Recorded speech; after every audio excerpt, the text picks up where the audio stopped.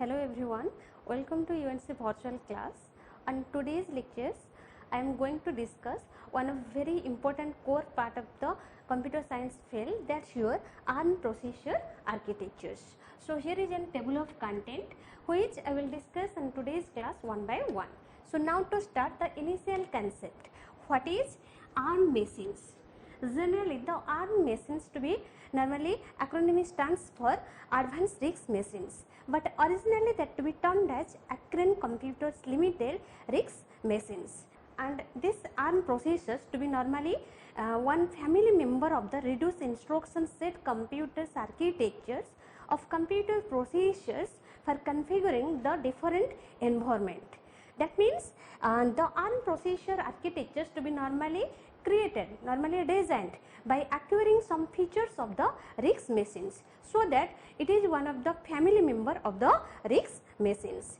In general term, if we express the ARM processor machines, that to be holds all over the development architectures and the license of it to be provides for the companies to developing their own product by acquiring some architectural features.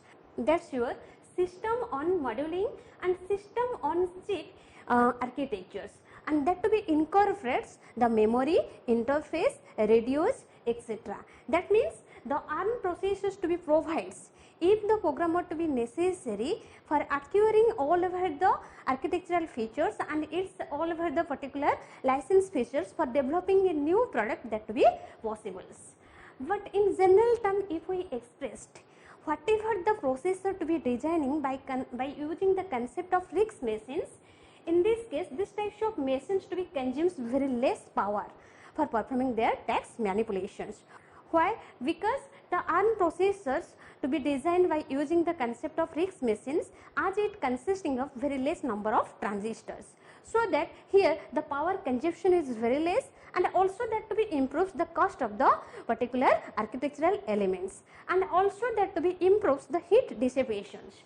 That means as it to be embedded with the particular RISC concept, it to be provides three improved mechanisms for the power consumption less and also power consumption less, and the second one is the by using this RISC concept, if we have to designing the ARM processors, the cost of the given processors that's to be very less. That means that to be very improves in case of cost, and also that to be provides improved heat dissipations. Okay, after that, but another very important factors whenever we have used the ARM processor concept, that is, as we know, every processor whenever to be designs, that to be normally very useful whenever that to be embedding with different types of software and hardware development tools. But the ARM processor architectures that provides one very important fact elements, that sure it does not use any types of hardware and software development tools. It holds only one toolkit, that's your instruction set emulators, through which the memory to be embedding, the memory to be modelings, and also the system testings to be possibles, and also all over the software testing to be possibles, and different types of compilers and assemblers, linkers, that means different types of translator it to be provides, that to be automatically translate on the format of high level to low level and vice versa. And if any types of default or error prone to be occurs, that to be handled by using that given toolkits, that's your instruction set emulators. That means without the using any types of development toolkit of the particular software and hardwares, the ARM processor to be executed different types of data in dynamical ways. That means in general case, if we expressed the ARM processors to be normally designed for the creating any types of dynamical applications or any types of vast applications which avoid all over the conflict for executing in an accuracy way, because that architectures to be normally designed by using RISC concept with some advanced technology, so that it avoid all over the conflict whatever to be occurred in case of RISC machines. That's all about, okay, that's all about the concept of ARM processors, ARM machines. Now goes to the second concept, that's your history of ARM machines. Generally the ARM processor to be designed by the company, that's your Akron Limited company. in between the year 1983 to 1985, developed by the Akron company, Akron Limited company. Okay, so that here that particular ARM machines to be first initially named as that sure Akron Limited, Akron Limited. But after that, by adding some features of the new advanced concept of RISC machines and also with some new technology, in this case now again that to be redesigned on 1990, that is to be named as that sure Akron RISC machines, Akron RISC machines. Okay, but that ARM processor to be normally very strong to be developed on years 1992 on the field of the UK personal computers marketing and developing and success of the given British Broadcasting Corporation microcomputers, British Broadcasting Corporation microcomputers. That means on 1992 on UK personal computer marketing field, whenever the marketing fields to be evolved, in this case one of the computers to be normally that to be designed and that to be normally very success, that is to be called as British Broadcasting Corporations, and that computers to be provides that particular ARM processor to be provides if the user to be needed for executing any types of complexity application in between a single clock cycles, that should be possible. So this is all about the history of ARMs. Now goes to the next concept, that sure ARM architecture's inheritance. So what is ARM architecture's inheritance? As we know, the ARM processor to be normally embedded or designed by acquiring some features of the RISC machines. So that what are the features that to be inherited for creating the new evolved architectures or new evolved machines? Generally it to be inherit three properties in case of Beckley RISC processors. So in case of Beckley RISC machines, it to be inherited three properties. The first property is that's your load and store architectures. Load and store architectures. So what is load and store architectures?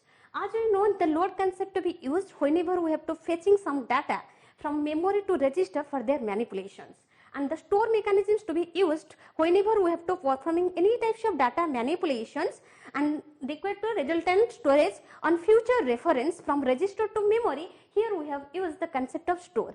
That means in case of ARM processor, it to be provides another facilities.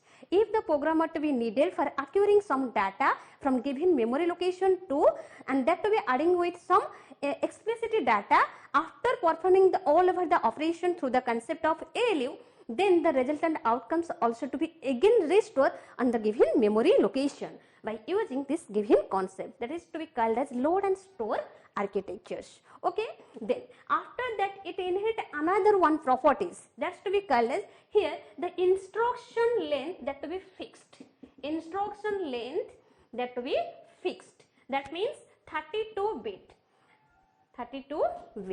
Here whenever we have to execute any types of instructions, that means the opcodes and operands, every opcodes and operands that to be when embedded with the format of machine code, that to be normally consisting all over the elements on 32-bit format, that to be fixed in natures. That means every instruction that to be 32-bit formats.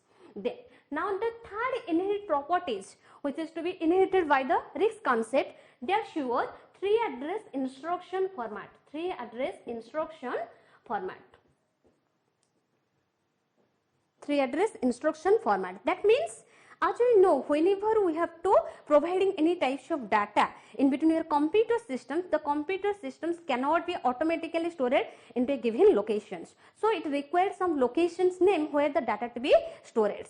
So whenever we have to performing any types of manipulation by using your ARM processor architecture concept, here the processor to be requires three address field, two address field for the given operands, that means the data, and one address field that should be required for the resultant storage, that means whatever the calculations resultant outcomes to be generated, that to be stored in a given locations, and that address location also to be specified by using your three address instruction format. Okay, generally in three steps that to be inherited in case of Beckley RISC machine for designing the given ARM processors. Now goes to the next last stage, that's your rejected inheritance. That means some features that to be inherited from the given RISC machines, but by eliminating that partial information about the given informations, that to be adding some new concepts. So what are they? The first one is the ARM processors to be rejected. One concept, that's your register bank. Register bank. That means here whenever we have to execute any types of data by using your RISC concept, in this case all over the data to be executed by using vast amount of registers, and in this case the number of register size by default that to be views of the above part of the windows, that's your 32 registers. That means whenever we have to execute any types of data, as we know all over the data to be executed and roll on above part of registers. But when the register to be occupied for the specifying all over the data manipulations, here in case of RISC machines it to be provides multiple number of registers, and by default 32 registers that to be viewing upon the Windows display screens. That means that automatically always to be viewing opens. And another negative point in this case, when we have to execute any types of data, or always the process state entry and exit that to be requires new register for storing its status informations. So it is very data traffic conflict occurs, because why? In this case, as we know, the process to be whenever to be arrives for starting its executions and ending its executions, it to be requires only one registers. So unnecessary in case of RISC machines, it to be again by again to be stored all similar types of information in different locations. So some data traffic to be occurs. So by using your ARM processor concept, if we have to neglect this particular concept, it provides another types of mechanisms for reducing all over the register size, and in this case only the 7 registers that to be viewing upon the Windows screen for user space, and also it to be provides only one register locations which is to be restore OS manipulations for the process entry and exit. Now the second rejected inheritance concept of the particular ARM processors, whatever that we observing through the RISC machines, that's your delays branch. Delays branch. Delays branch. That means, as you know, the computers to be performing multiple job execution simultaneously, that to be possible. But whenever we have to execute the multiple number of complexity applications by using RISC machines, here it to be uses one concept, that's your atomicity. That uses one concept, that's your atomicity. Atomicity means once the process to be starting its executions, until that all over the things to be reflected, it's the objective that cannot be provided for execution another job. That means first whatever the job you have to entry, whatever the process you have to entry, that properly executed, after that the another job to be started. But in case of ARM processor, it to be provides one type of pipelining concept, and by using pipelining concept it provides different types of stage mechanisms and different types of phase mechanisms. If any phase informations that to be properly performing their manipulation, that phase to be free in nature, then it automatically provided for the next instruction executions. So it avoid the delays branch concept by accepting another new concept, that's your pipelining. And also that to be provides another types of rejected inheritance concept, that's your single clock cycles mechanisms. Single clock cycle mechanisms. That means, as you know, in case of RISC machines, whenever that to be designs, if every types of instructions that to be required for its manipulation, in this case every instruction that to be requires one single clock cycles. But in case of ARM processor also that to be consisting some default features, that's also to be requires one clock cycle for every instructions. But it providing another mechanisms if the data complexity size is very vast and also the data size is very vast. In this case, the single clock cycle mechanisms that may be extended. That means maybe a single instructions that to be requires more than one single clock cycles that to be possible. That means we have to extending the single clock cycle per instruction in more than one. that means it to be avoid the single clock cycle mechanisms. And the next rejected inheritance concept, that's your simplicity. That's your simplicity.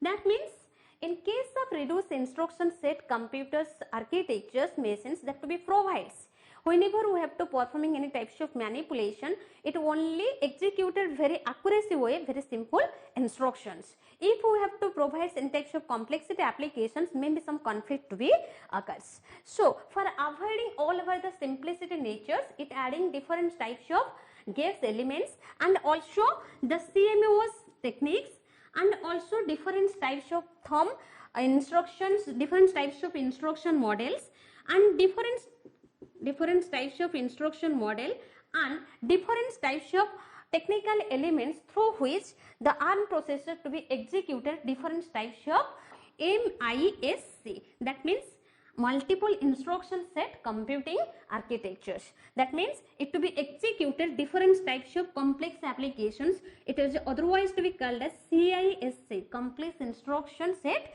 computing mechanisms. So for avoiding all over the rejected element of the given RISC machines, it to be provide some new technical elements and with adding some 3 rules which is to be accepted by the RISC machines. Then it combining all over the features for creating a new innovations ARM processor architectures with the technique of SOM and SOC, that means system on module and system on chip concept. Okay, so this is all about for today's class. In next class I will discuss one of important part of this field, that's your ARM programmer models. That means how the architectural hardwares that to be interface with each other for performing their text manipulation in an efficient way, and how all over this internal architectures to be designing by using different types of software toolkit that to be discussed in next class. So if any conflict or any doubt in your mind, then you can ask me with the help of comment box from this given class.